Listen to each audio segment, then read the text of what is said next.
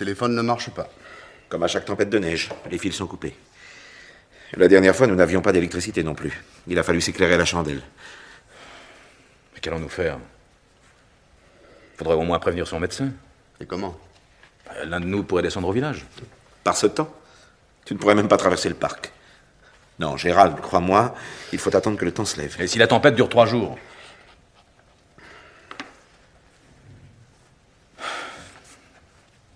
Quand je pense que nous étions tous là et qu'aucun d'entre nous n'a rien entendu. Où est ta femme, Gérald? Et elle prépare du café. Eh bien, vous pouvez le laisser faire aux domestiques. Ils ne sont pas encore réveillés.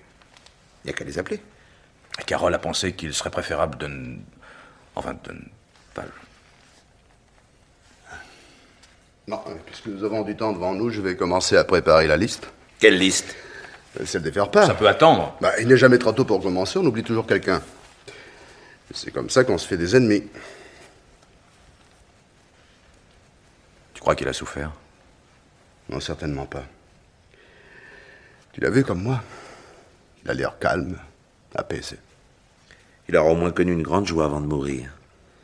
Nous étions tous là. Ses 3 fils. Je me demande s'il n'a pas eu une sorte de prémonition. Pourquoi avait-il tant insisté pour que nous venions tous les 3 passer le week-end à Brackley Manor? Cela ne s'était pas produit depuis si longtemps. 3 ans. Depuis 3 ans. Exactement. Voilà le café. Je pense que nous en avons tous besoin.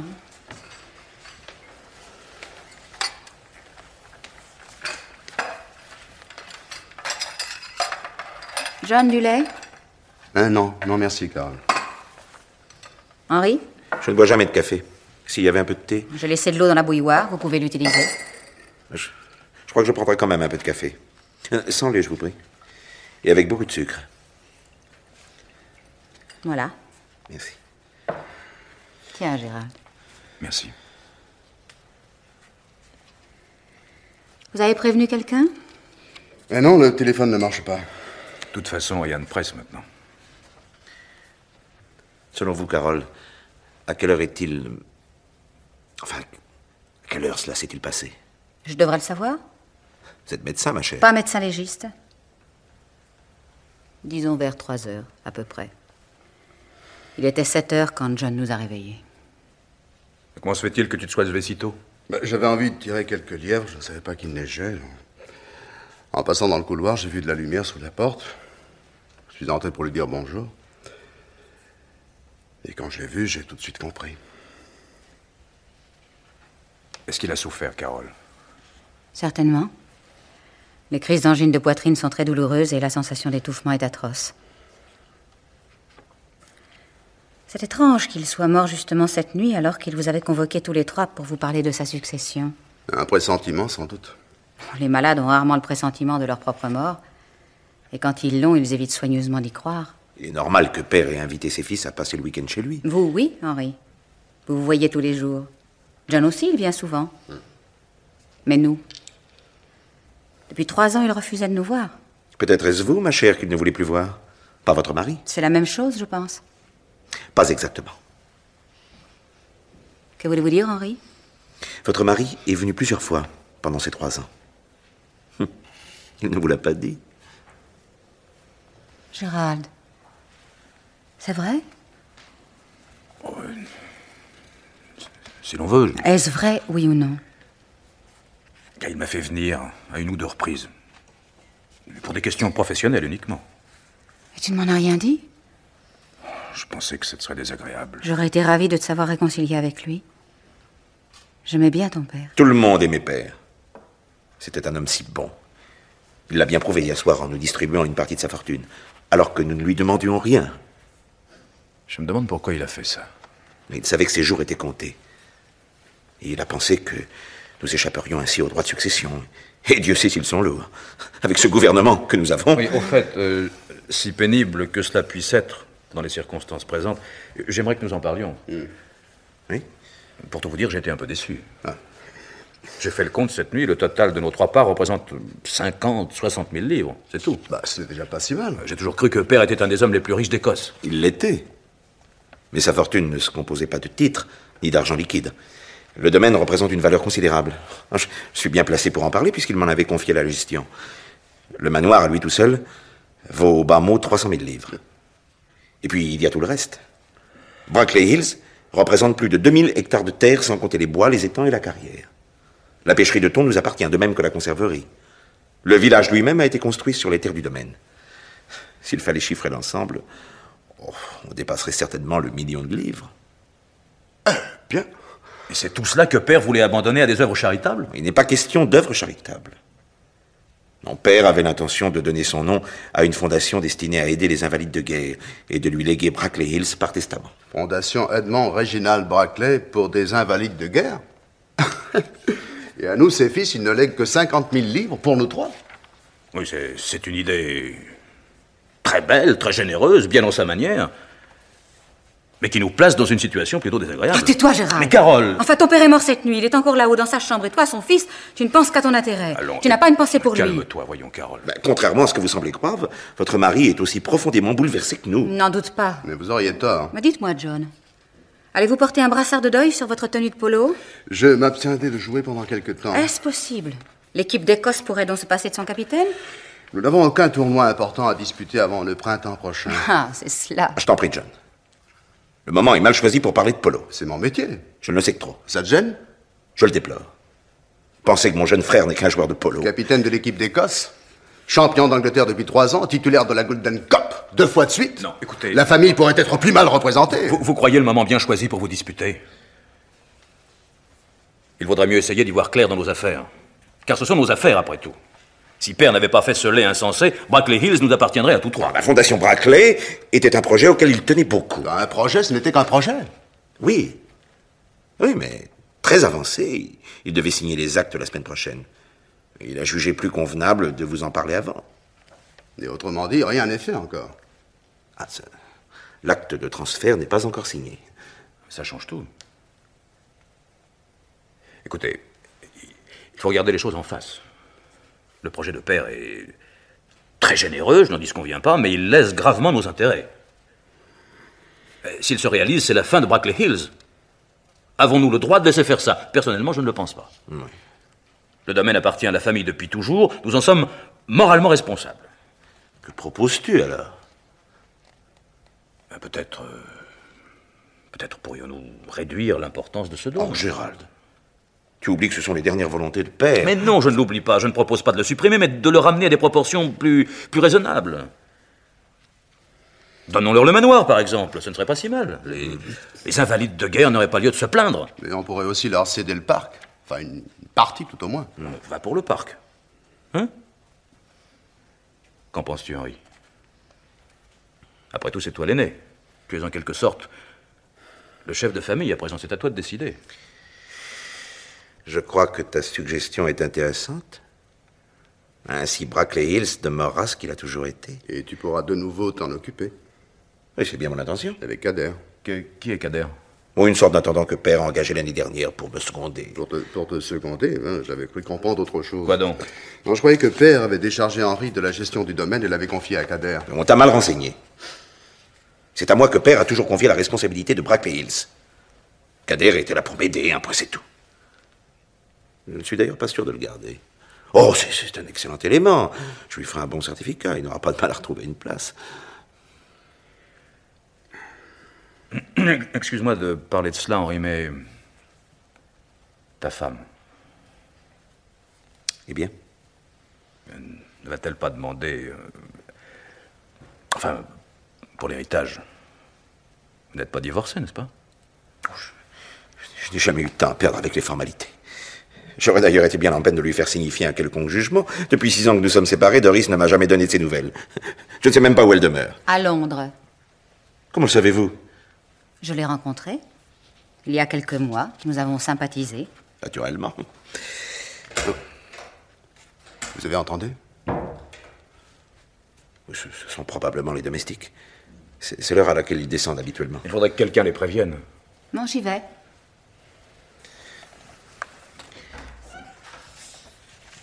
Gérald. Oui. Gérald, j'aimerais que tu interviennes auprès de ta femme pour qu'elle fasse preuve d'un peu plus de tenue. Hein?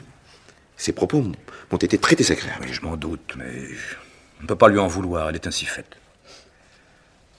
Que veux-tu, ça n'est pas sa faute, elle est américaine. Oui, sa nationalité n'excuse pas tout. J'ai rarement vu quelqu'un manquer de tact à ce point. Oh, je t'en prie, Henri. Carole est ma femme. Malheureusement. Oh, excuse-moi, Gérald. Nous sommes tous un peu énervés. Je n'ai pas eu l'occasion de te dire combien j'ai été content de te revoir, Gérald. Il y a si longtemps que nous n'avions pas eu l'occasion de bavarder un peu. Comment vont tes affaires? Pas mal. J'ai connu des moments difficiles quand nous sommes venus nous installer à Inverness, mais il semble que les grandes firmes écossaises commencent enfin à comprendre l'utilité de faire appel à un organisateur conseil. Et je viens de décrocher un gros contrat avec Collins. Le distillateur? Il a décidé de moderniser son affaire. Je vais avoir fort à faire. Il a conservé ses structures du siècle dernier. Père était un de ses principaux actionnaires, autrefois. Autrefois, oui. Mais il a vendu tous ses titres Collins voici quelques années. Ce qui ne l'a pas empêché de rester très ami avec Collins. Et il lui a sans doute parlé de toi et lui a conseillé de... Voilà. La pauvre Mérée était effondrée. Elle m'a demandé la permission de monter se recueillir un instant près de lui. Vous la lui avez accordée, j'espère? Naturellement. Je sais combien elle était attachée à votre père. Tout le monde lui était très attaché. Père était un homme si généreux, si compréhensif. Ça n'est pas avec qui. Tu as eu à te plaindre de sa générosité, que je sache. Exact. Mais il avait quelquefois des sautes d'humeur incompréhensibles. Pourquoi, depuis 3 ans, refusait-il de nous recevoir ici, Carole et moi? Il n'a jamais voulu me le dire. Je n'ai pas compris ce qui s'était passé. Nous ne nous étions pas disputés. C'était peut-être pas à toi qu'il en voulait. À qui, alors? Pas à Carole, quand même. Tu le sais, toi, ce qui s'est passé? Pourquoi m'en aurait-il parlé? Je ne sais pas, vous viviez ensemble, il aurait pu t'en dire un mot. Et toi, John? Tu le sais? Non. Alors aucun de vous ne peut m'expliquer pourquoi il nous avait fermé sa porte. Demande à ta femme. Elle le sait peut-être. Je ne comprends pas ce que vous voulez dire. Il neige de plus en plus fort. Je me demande quand nous pourrons sortir d'ici. Si au moins on pouvait prévenir le docteur Sulky. Pourquoi faire? Sulky était autant un ami qu'un médecin pour Père. Oh, il ne sera pas surpris. Il m'avait laissé prévoir à plusieurs reprises. Il s'y attendait. Nous nous y attendions tous. Une angine de poitrine à son âge. Je ne pensais pas que ce serait si brutal. Faut dire que nous étions si près de lui et que nous n'avons rien entendu. Moi, j'ai entendu. Vous? C'est vrai? Carole, pourquoi ne m'as-tu pas réveillé? Ah, j'ai essayé. Tu t'es retourné dans ton lit en grognant et tu t'es rendormi. Je n'en ai aucun souvenir. Moi, en tout cas, je n'ai rien entendu. J'avais pris un somnifère, je dormais comme une souche. Moi, je le sais, je vous entendais ronfler de ma chambre à l'autre bout du couloir. Je ne ronfle jamais. Avec ça. Quoi? Parce que tes enfants, déjà, tu m'empêchais de dormir. Ouais, Sulky prétendait que c'était tes végétations. Mais mère a toujours refusé de te laisser opérer. Ce docteur Sulky, quel traitement avait-il donné à votre père? Je ne sais pas exactement. En cas de crise, il devait prendre quelques gouttes d'un médicament. Oui, je suis au courant. Et il en avait toujours un flacon à portée de sa main? Mais naturellement. Pourtant, je ne l'ai pas vu tout à l'heure dans sa chambre. Mais il le rangeait toujours dans l'armoire à pharmacie de sa salle de bain. Oh, c'est bien imprudent. Ces sortes de crises surviennent brusquement. Il aurait mieux fait de conserver le flacon près de son lit. Père était très négligent pour certaines choses. Quand on souffre d'angine de poitrine, on est rarement négligent à ce point. Mais enfin, ma chère, où voulez-vous en venir avec ces questions?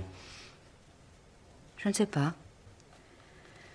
Je trouve tout cela très curieux. Qu'est-ce qui est curieux?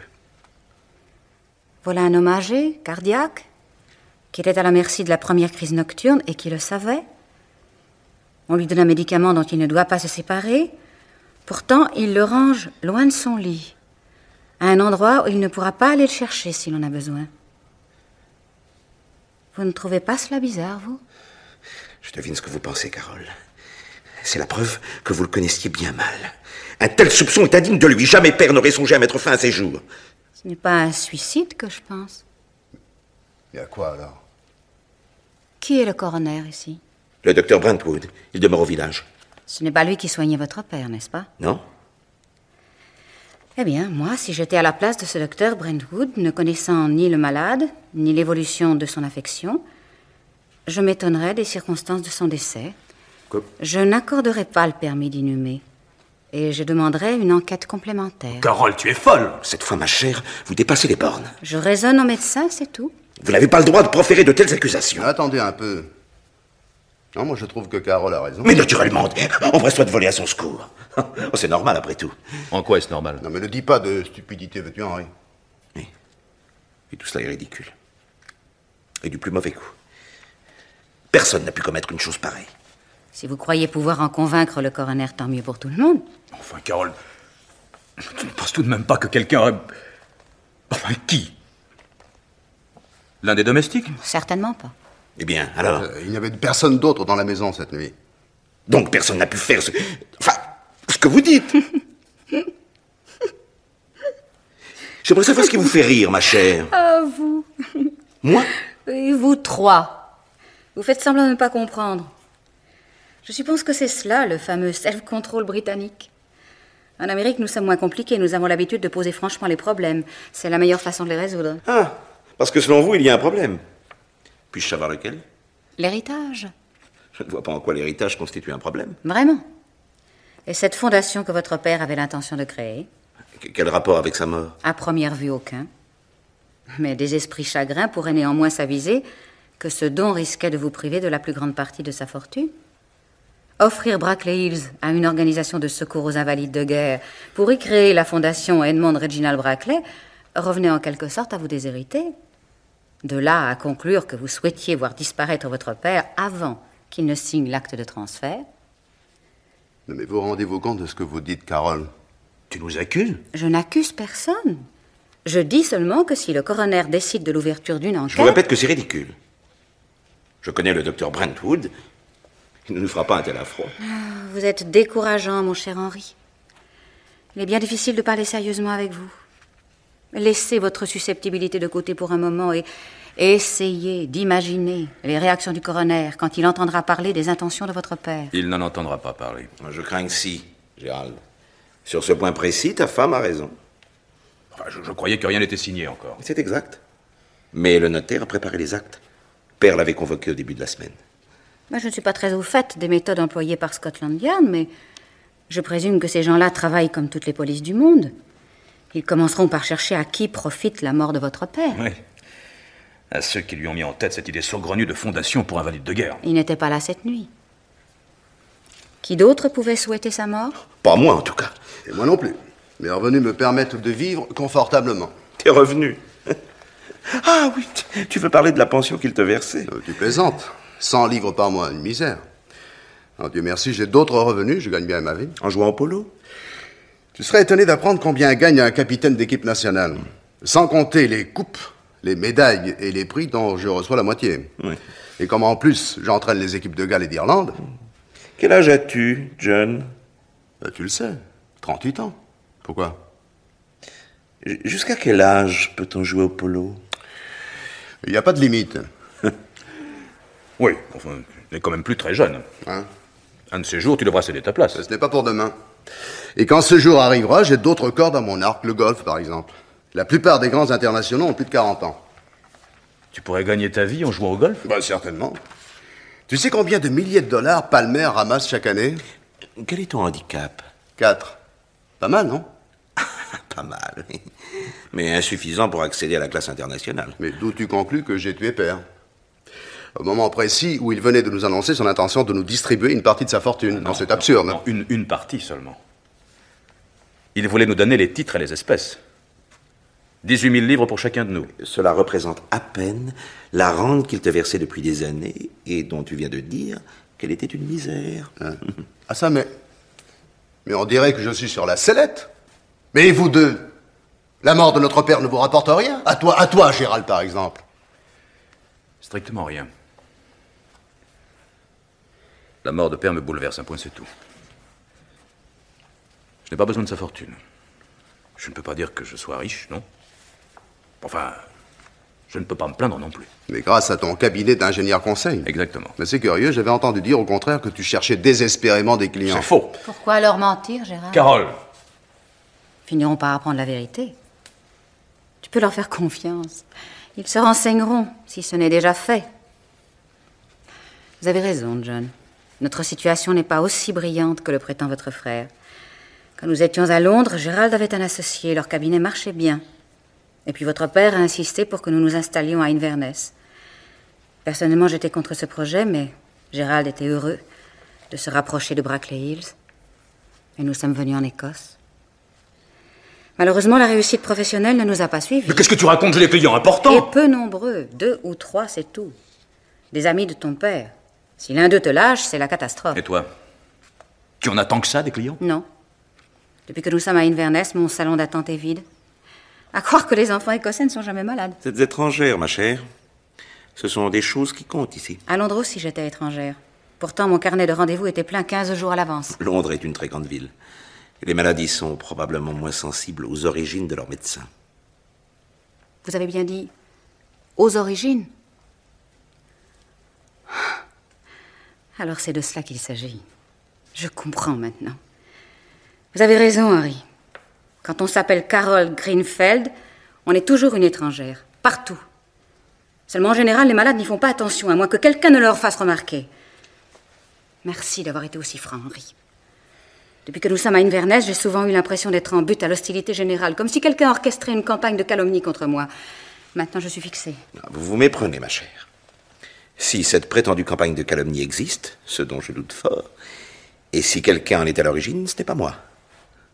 Je pense qu'il vous faut chercher ailleurs la raison pour laquelle les malades se détournent de votre cabinet. Les gens d'Inverness sont encore très attachés à certains vieux principes que vous considérez probablement comme des préjugés d'un autre âge. C'est pas ton avis, John? Hein? Ah non, non, tu vas pas recommencer à me chercher de mauvaises querelles. D'ailleurs, pour tout te dire, cette conversation commence à m'ennuyer prodigieusement. Où vas-tu? Je monte m'habiller. Je peux, oui. Lâche. À qui faites-vous allusion, ma chère? Eh bien, moi, je suis de l'avis de John. Cette conversation est extrêmement déplaisante pour tout le monde. Et de surcroît, elle me paraît tout à fait stérile. Je préférais que nous parlions d'autre chose. Dis-moi, Henri, j'ai honte de l'avouer, mais je meurs de faim. À quelle heure sert-on le petit déjeuner habituellement? En temps normal à 8 heures. Mais aujourd'hui, je ne te promets rien. Non, je vais m'en occuper.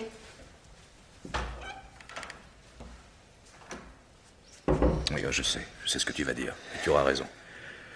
Mais elle n'est pas dans son état normal, après ce qui s'est passé, forcément. Un médecin devrait être capable de maîtriser ses nerfs. Mais nous sommes tous énervés.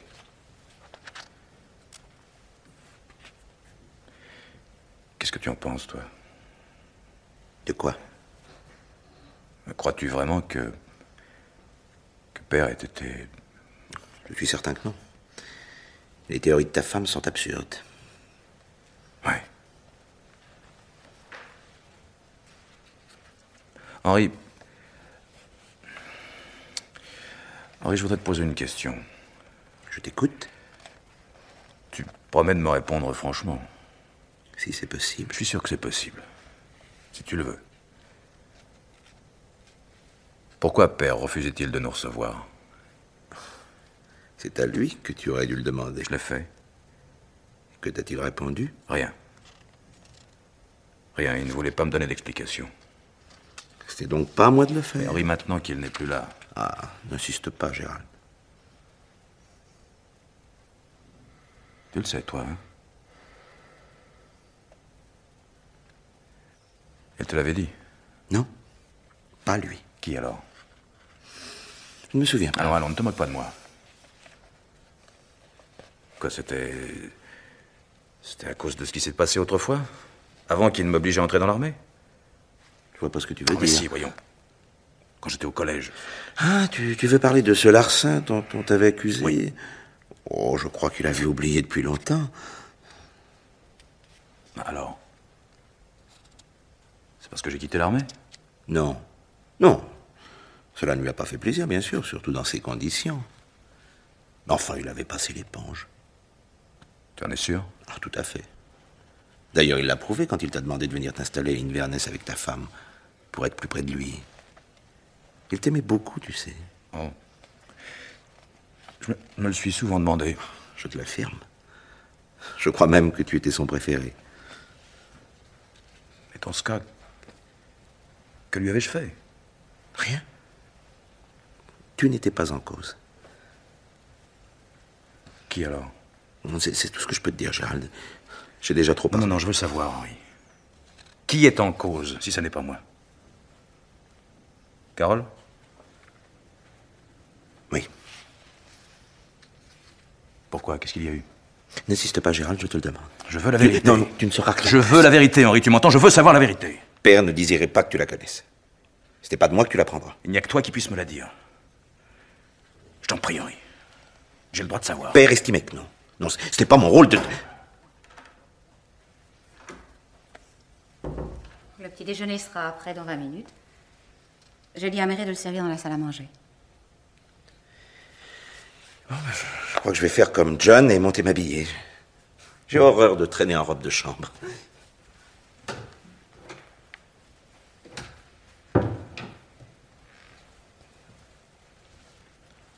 Vous parliez de moi?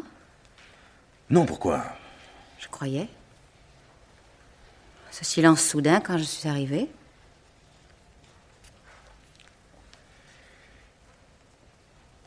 J'ai demandé à Henri pour quelle raison Père ne voulait plus nous recevoir. Je m'en doutais. Que t'a-t-il répondu? Rien. Cela m'étonne de lui. Non, il m'a seulement dit que c'était à cause de toi. Ah. Ah, je vois, il a juste assez parlé pour que tu aies l'envie d'en savoir davantage. Cela ne m'étonne pas. C'est bien dans sa façon. Que s'est-il passé, Carole? Rien d'important. Ce n'est pas une réponse.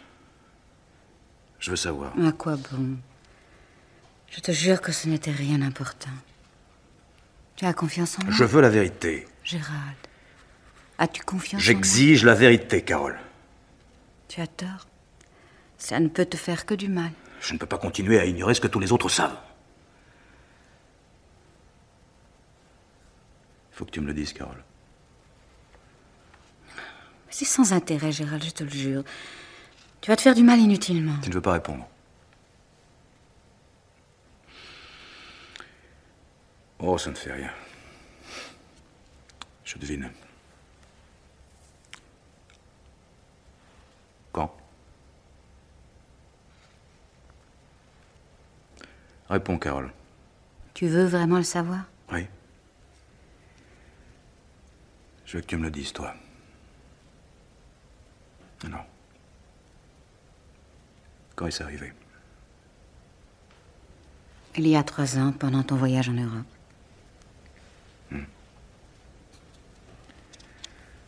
Avec qui? Je ne te le dirai pas. Oh, si. Si, tu me le diras. Non.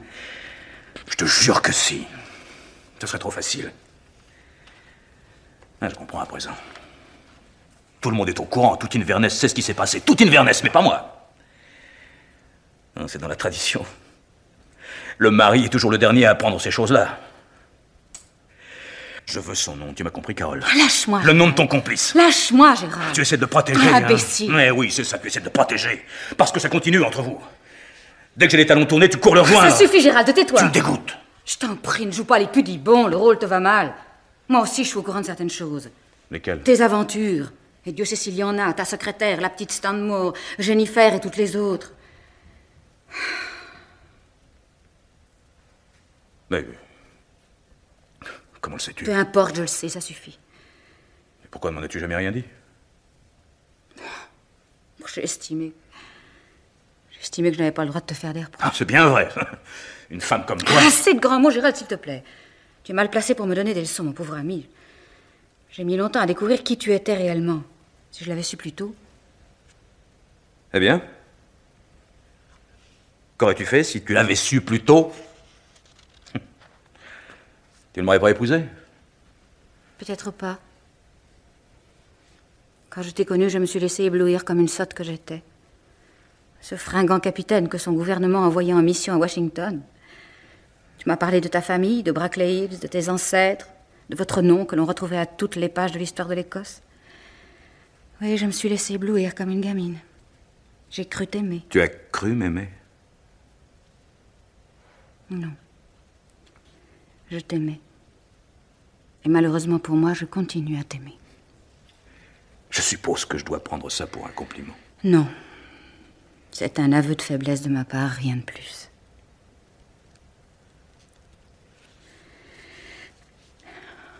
Te souviens-tu de ma première rencontre avec ton père, la première fois que tu m'as amenée ici, 6 mois après notre mariage? J'étais très impressionnée. J'allais enfin être présentée à ce Lord Edmond dont j'avais tant entendu parler.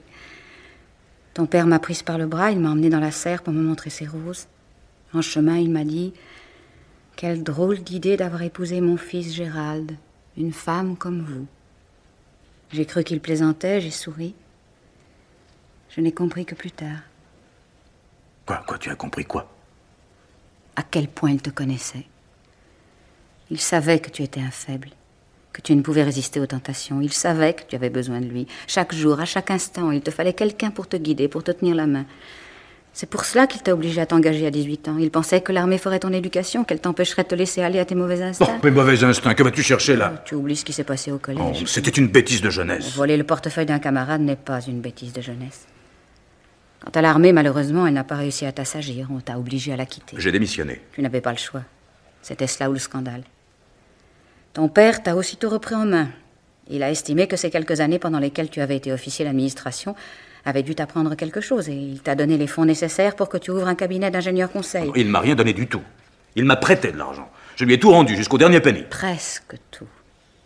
Tu lui devais encore quelques milliers de livres lorsqu'il t'a suggéré de venir t'établir à Inverness. Sans doute estimait-il que Londres était trop loin d'ici pour qu'il puisse te surveiller efficacement. Et naturellement, tu t'es empressé d'accepter. Mais pourquoi aurais-je refusé? L'Écosse est mon pays. À Londres, tu avais des clients, un associé. Tu as tout quitté pour venir t'installer ici, sans savoir ce que tu trouverais, simplement parce que ton père t'avait demandé de te rapprocher de lui. Il me semble que les circonstances m'ont donné raison. J'ai retrouvé des clients. Les entreprises importantes ont fait appel à moi. Grâce à ton père, une fois de plus. S'il n'avait pas suggéré à certains de ses amis de te prendre comme conseil, tu en seras encore à attendre qu'un client veuille bien se présenter. Et quand il nous a fermé sa porte, tu as tout fait pour le revoir. À quelle bassesse as-tu consenti pour qu'il te fasse venir ici, ne serait-ce qu'une fois? J'aimerais le savoir. Et tout cela, bien entendu, tu l'as fait en te cachant de moi. Je te l'ai déjà dit, je craignais que cela ne te soit désagréable. J'aurais préféré l'apprendre de ta bouche plutôt que d'en être informé par tes frères. Ça suffit, Carole! Tu essaies de détourner la conversation. Tu parles de moi, de mon père, mais tu n'as toujours pas répondu à ma question. Quelle question? Tu le sais très bien. Le nom de cet homme avec lequel tu m'as ridiculisé. Si quelqu'un a été ridiculisé, ça n'est pas toi. Assez, j'exige de savoir. La prise de courant de la salle de bain ne marche pas, j'ai été obligé de me servir d'un vieux rasoir à lame. Ça, je me suis coupé je ne sais combien de fois.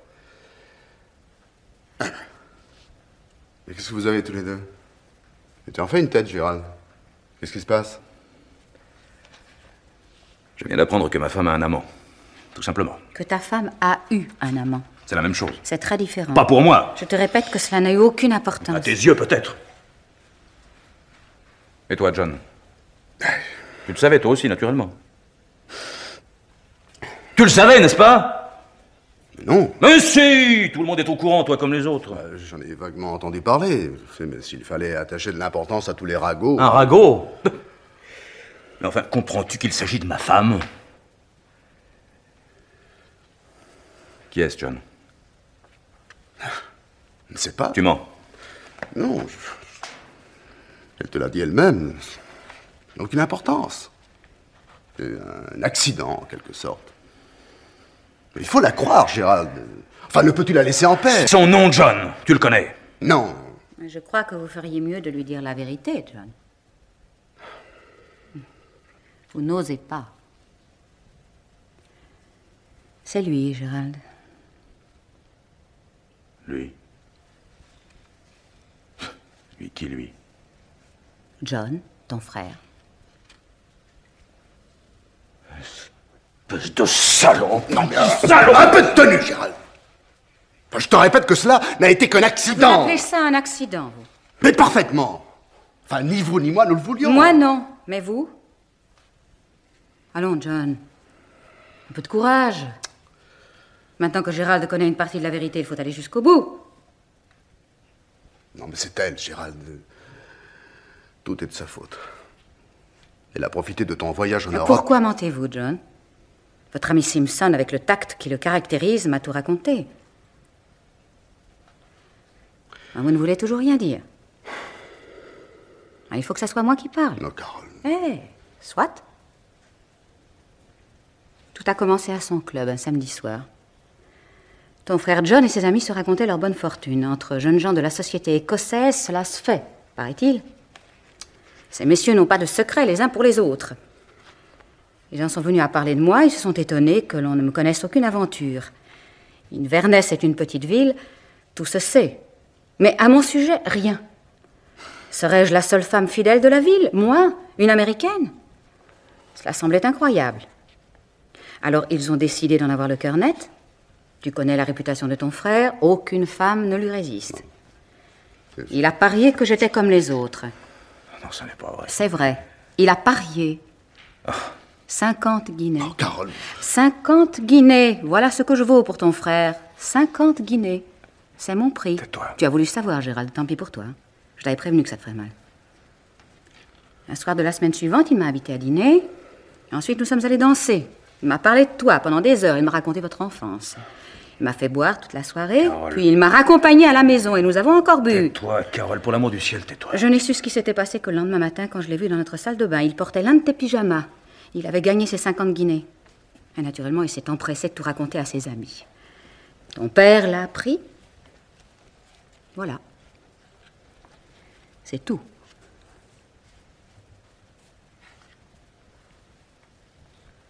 C'est ignoble.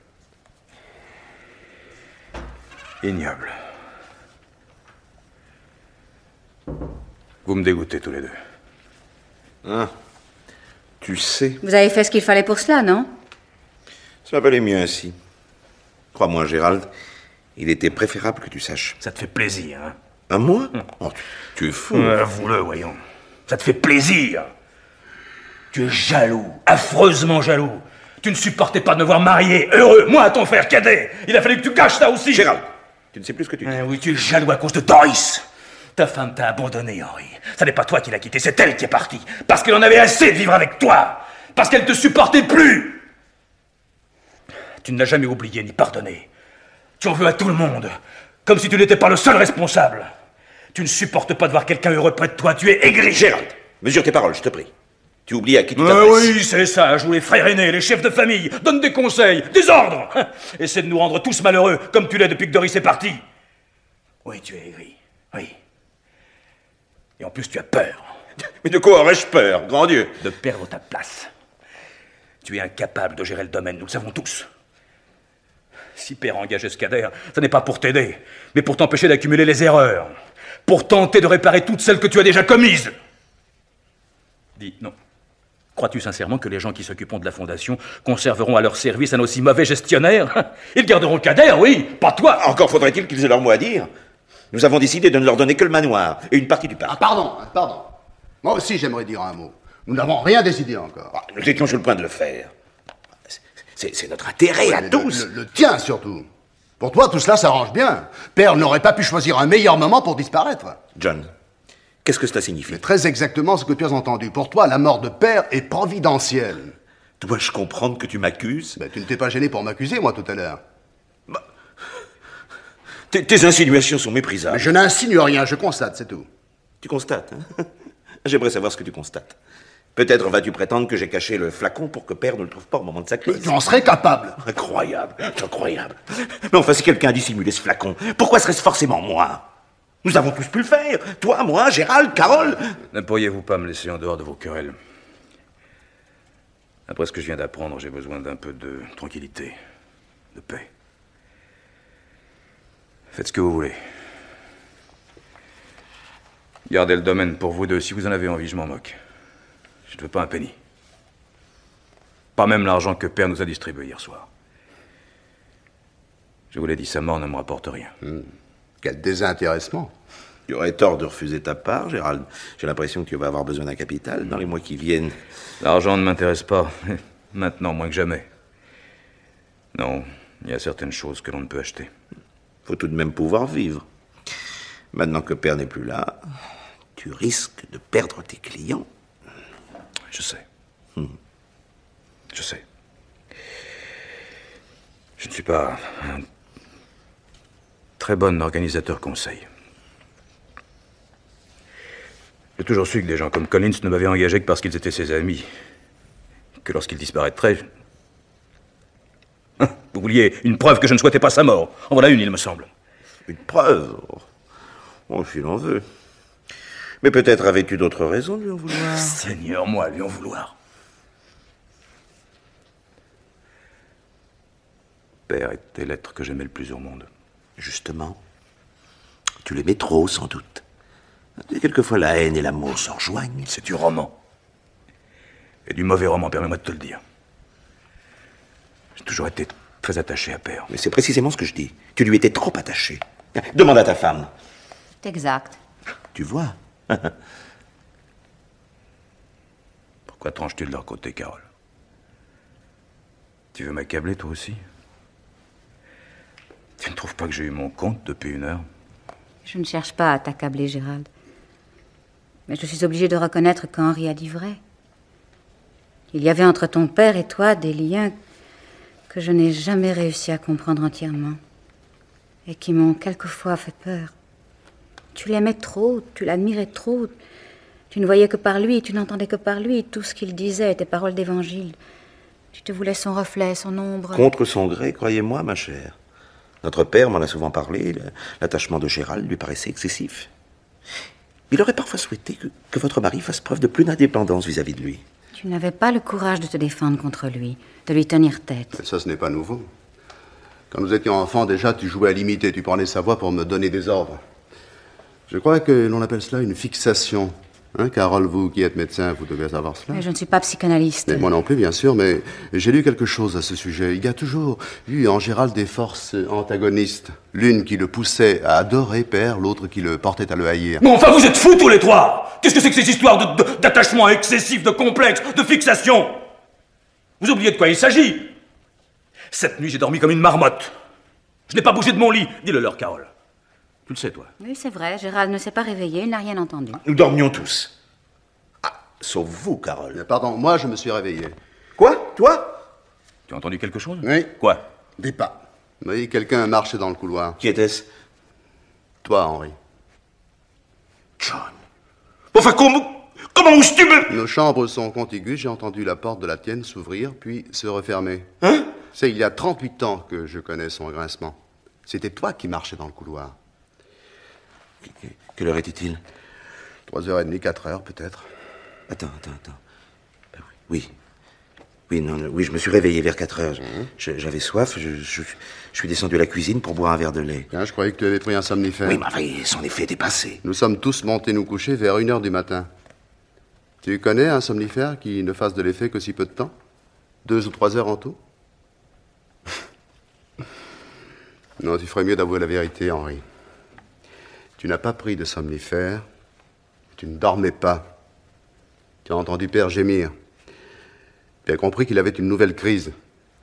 Tu es allé dans sa chambre avant qu'il n'ait le temps de prendre le médicament qui se trouvait sur sa table de chevet.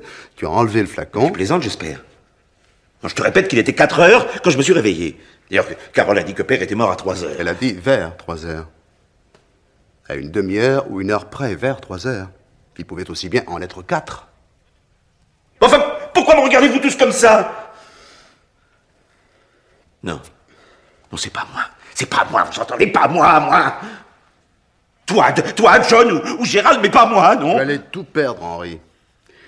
Si Père signait ce fameux acte de transfert, s'il faisait don de Brack Hills, tu allais tout perdre. Et tu le savais. Et toi, un pauvre petit joueur de polo, incapable de gagner honnêtement sa vie, un minable qui ne pouvait même pas... Je ne te permets pas... Vous avez entendu, taisez-vous. Tous. Vous rendez-vous compte de ce que vous êtes en train de faire? Vous vous accusez les uns les autres d'avoir tué votre père. Vous vous déchirez mutuellement. Avant même que l'on ne vous pose la moindre question, chacun de vous est prêt à accabler ses frères pour se disculper. Vous êtes abjects tous les trois. Vous m'écœurez. À qui la faute? Qui a parlé de crime la première? Je n'ai rien fait de tel. J'ai seulement dit que le coroner risquait de demander une enquête. C'est la même chose, non? Ça n'a rien à voir. Je n'ai fait qu'émettre une hypothèse. En réalité, il n'y aura pas d'enquête. Pourquoi pas? Parce que je dirai ce qui s'est passé. Ce qui s'est Tu le passé? sais? Mais pourquoi ne l'avez-vous pas dit plus tôt? Je voulais voir jusqu'où vous seriez capable de descendre. Je ne pensais pas que vous tomberiez si bas. Carole. Oui? Dis-nous. Dis-nous ce qui s'est passé.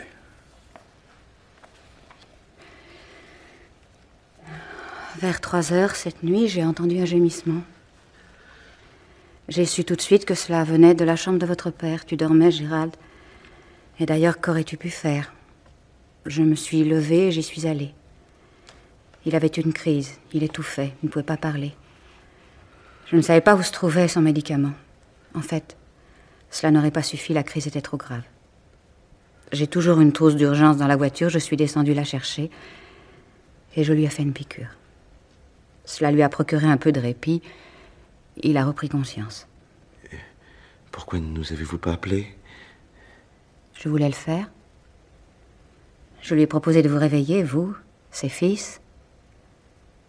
Il a refusé. Il m'a demandé de rester près de lui, seul avec lui. Je crois qu'il avait très peur. Il allait mourir et il le savait. Il avait toute sa lucidité. Il m'a parlé. Que vous a-t-il dit? Des mots que je n'oublierai jamais. Il a dit: je me suis trompé sur votre compte, Carole. Je vous demande pardon. Et puis? C'est tout. Quelques instants plus tard, il était mort. D'une crise d'angine de poitrine. Et il n'y a rien eu d'autre. Personne ne l'a tué.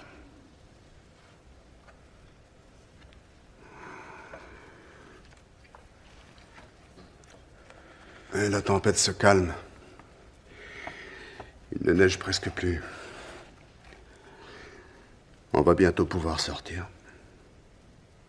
Bien, Gérald. Nous partons. Nous préviendrons le docteur sur le quai en passant au village.